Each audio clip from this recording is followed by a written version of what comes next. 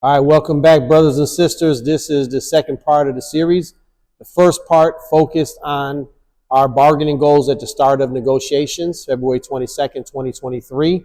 Talked about how the pay raises in the tentative agreement don't keep up with the rise in inflation.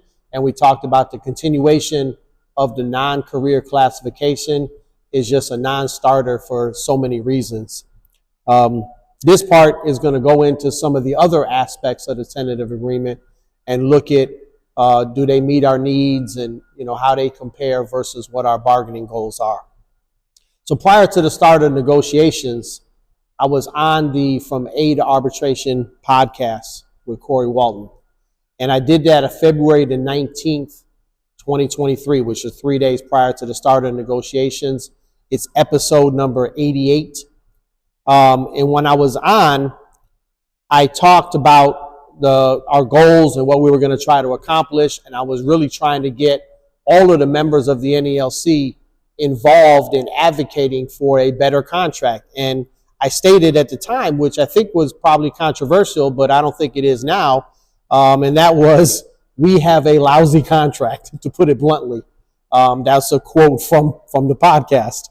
And I wasn't just talking about the pay, although that is certainly a big part of it. But I was talking about the fact that this is supposed to be a career job, but it has become undesirable for a lot of reasons for people to make a career out of it. We're seeing now something that was unprecedented 5, 10, 15, 20 years ago, which is career full-time letter carriers just quit the job all the time. They don't retire. They're just like, nah, I'm going to go do something else. And part of that, like I say, obviously is the pay. There's a low starting pay. It takes a long time to get to the top of the pay chart. But part of it is some of the working conditions and just what the job has become. So you have certain things about the job that need to be addressed. You have the daily stress and harassment from management about how long it's going to take you to do your job. If you were stationary for 2 minutes here and 5 minutes here, that type of daily harassment. There's scheduling issues. You're completely at the mercy of management if you're in the auxiliary workforce, CCA or PTFs. But even when you achieve full-time regular status, because of all of the mandatory overtime, you just don't know what your schedule is going to be on any given day. Sometimes people want to transfer to another post office. Nowadays, because the rules are so archaic and so arbitrary and so hard to navigate, a lot of people are forced to quit the job and go move someplace else versus being able to transfer to another letter carrier position in that other place where they're moving to. When management clearly violates the contract, we're having a hard time getting that fixed in a timely manner. The grievance process is not working. It's a big delay in most of the steps of the grievance process, and management commits the same infraction over and over and over and over again. That's just not a type of work environment where you want to make a career out of that. I assumed that pay raises would at least keep up with inflation in the new tentative agreement. So, I mean, for those of you that heard the first episode, you're like, I don't even need to go any further. I'm with you. The pay is not there, and that's the number one reason why this contract should be voted down. But there's a lot of other things that we can look at, and some of those things, there are changes in the tentative agreement, but they're not really the improvements that we're looking for. So let's look at the grievance process. There's really no significant improvements to the grievance process. There's certainly nothing to address the massive issue of non-compliance with previous grievance settlements or cease and desist orders that are on file in your particular post office. There's nothing new in the contract to address those things.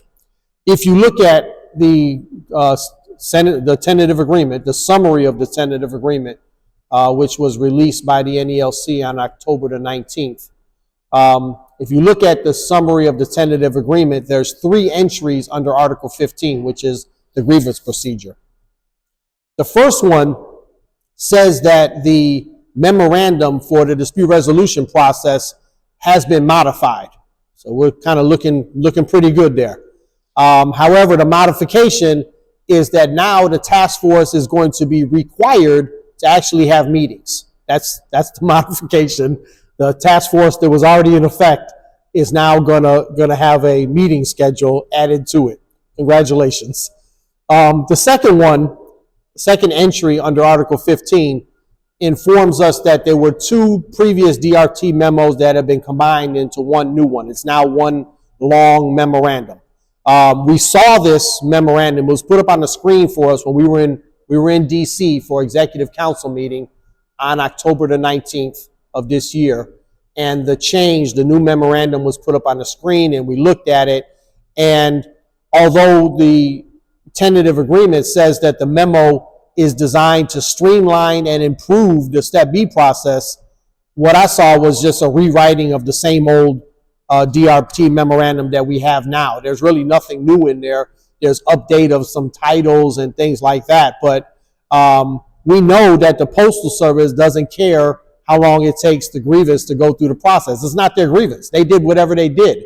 We're the ones that care about the timeliness of the grievance, and there's nothing in there that requires them to do something different if the grievance doesn't meet the timelines. Like, for example, if it's more than 14 days at the Step B of the DRT, or if it's pending arbitration for too long or whatever. There's nothing new in there that requires an additional step by management, which they're not going to do voluntarily because it's not their grievance. So there's no real improvement there. All right, the third entry talks about a new task force. Fingers crossed that they'll actually have meetings to design an electronic grievance filing system. Now, they haven't actually designed this system. There's no like pilot program. After 20 months of hard negotiations, they formed a committee to discuss how to have an electronic grievance filing system. Let's talk about another big issue for us letter carriers, and that is the later and later start times that is happening in post offices all over the country. So Brother Eugene Yates Jr. died of heat illness in near Dallas, Texas on June 20th of 2023. On July the 7th, members of Congress wrote a letter to the Postmaster General. And in the letter, they asked some very pertinent questions to include: how does the Postal Service decide to adjust when letter carriers must begin their delivery route in light of the risks such as extreme heat? Another question: how many requests were submitted in the past 12 months by letter carriers or employee unions to adjust delivery times to avoid high heat indexes or other extreme heat conditions? Another question: what are the Postal Service's justifications for not allowing letter carriers to begin delivery times earlier in the day to avoid risking heat indexes or other extreme heat conditions? Now, Brother Gates used to begin his tour at 6 a.m., like a lot of us, before the sun came up. On the day he died, his start time was 8:30 a.m. But on June 26th, just 6 days after his death, management there decided to change the start times back to 7:30. So the carriers would not have to spend as much time out in the blazing sun as they did when they started at 8:30. Now, probably, just guessing here, management in Texas didn't all of a sudden get an epiphany and have a care and concern for our safety out on the street. But they recognized that the letter carriers now had some leverage to get the starting times changed to an earlier time. This is the same kind of leverage that we had when we began contract negotiations. Late start times are an issue for all of us because it forces us to spend more time in the heat in the summer, and it forces us to spend more time in the dark in the winter. There's also the issue of more travel times in the major metropolitan areas with the traffic and stuff like that, but it's a major issue to us. The unilateral changes to our permanent bidded start times is another issue. Yet, if you look at the tentative agreement under the Article 14 changes, there is an entry about the district safety teams being in place, which is already in place in most districts anyway. And there's a memo about air conditioning in the new vehicles, which doesn't apply to the LLVs anyway. So there's no significant change there, despite the fact that we had this leverage and we could have negotiated some new language regarding start times. So no significant improvements in the grievance process. We fumbled the issue of the start times. Let's look at another major issue for letter carriers, which is mandatory overtime. The language in the tentative agreement looks like it makes the situation even worse. Look at page 5 under the overtime rules in the summary of the tentative agreement. It says that for non-ODL and work assignment carriers, this means that they may clock out and leave when reaching 11 and a half hours of work in a day or 60 hours in a service week. The new language under Article 8.2D says that if a carrier is not on the overtime desire list and they just want to work their regular schedule, like it says in Article 8.1, they have to wait until they reach 11 and a half hours or 60 hours in a week before they're able to go home. Right now, we already have language in 8.5F that says that a carrier can't be required to work beyond 10 hours in a day or 56 hours in a week. So this is certainly not an improvement. The crazy part about the TA is that it implements the new employee experience, retention, and mentoring program for every office all over the country, which has a strict work hour limit for brand new employees. Now, that's not a bad thing. That's a good thing. However, do you think it's fair that a new employee can go home after working 8 hours and a carrier who has seniority, who's a regular carrier, who's earned that right, has to wait until they reach 11 and a half hours before they go home?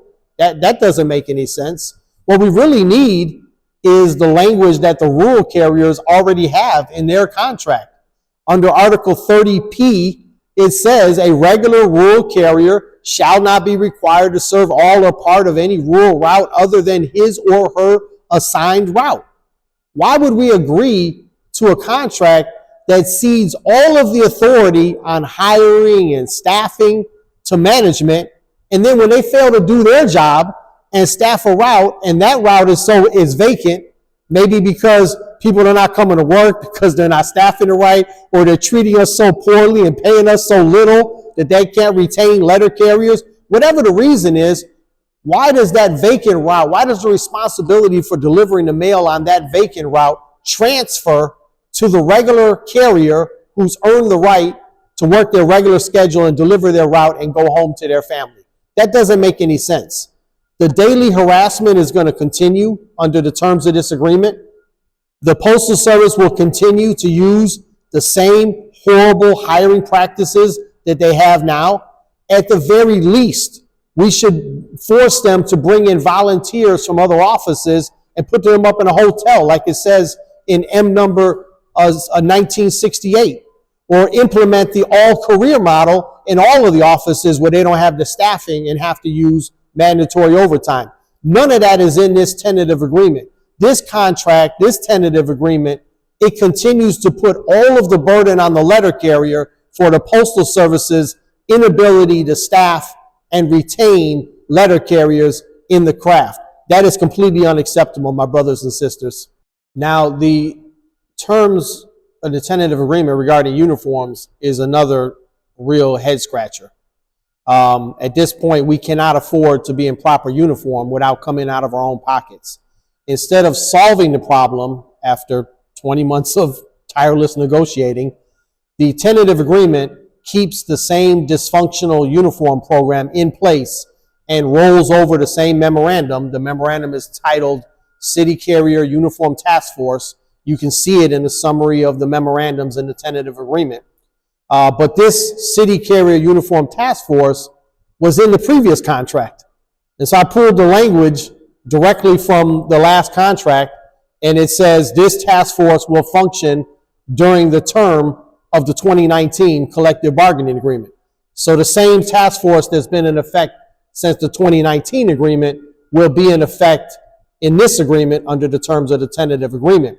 Now, logically, the employer, who is the one that requires us to be in uniform, would have to bear the added uniform costs while the parties continue to meander about in their little task force.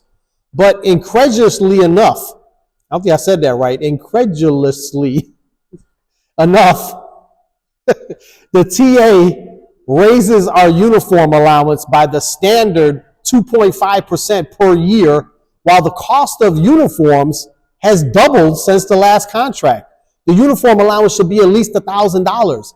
The Postal Service should have to pay the added cost, not us. Then they would actually have an incentive to develop a more cost-effective and functional uniform program. We cannot accept a tentative agreement that puts the cost on us and lets the employer off the hook again.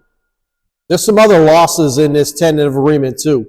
For some reason, unbeknownst, we agreed to shave off some of the fixed office time that's outlined in the M39 route count and inspection if the parties do agree to a joint route process in the future. Why don't we start the negotiations about a new joint route process by giving up office time right off the bat so that we can spend more time on the street dealing with the elements? Most carriers would prefer more time in the office to set up your mail or your spurs or whatever. We do not want to be rushed to the street. So that provision is definitely a loss for us. The TA has some modifications to the full-time opportunities memorandum. If you want to look it up, it's on page 160 to 161 of the current national agreement. Most of the changes are just like cleanup language. They're not really improvements. There's one improvement in there, and that is the requirement to create an unassigned regular position if someone is in an LWOP status for 13 consecutive pay periods or about 6 months straight. Now, 6 months is too long of a time, and it doesn't include 204Bs because 204Bs are not on LWOP. They're working. They're in a pay status. So it's a minor improvement, but it's still an improvement. But the main problems in that memorandum are the delays in getting CCAs converted.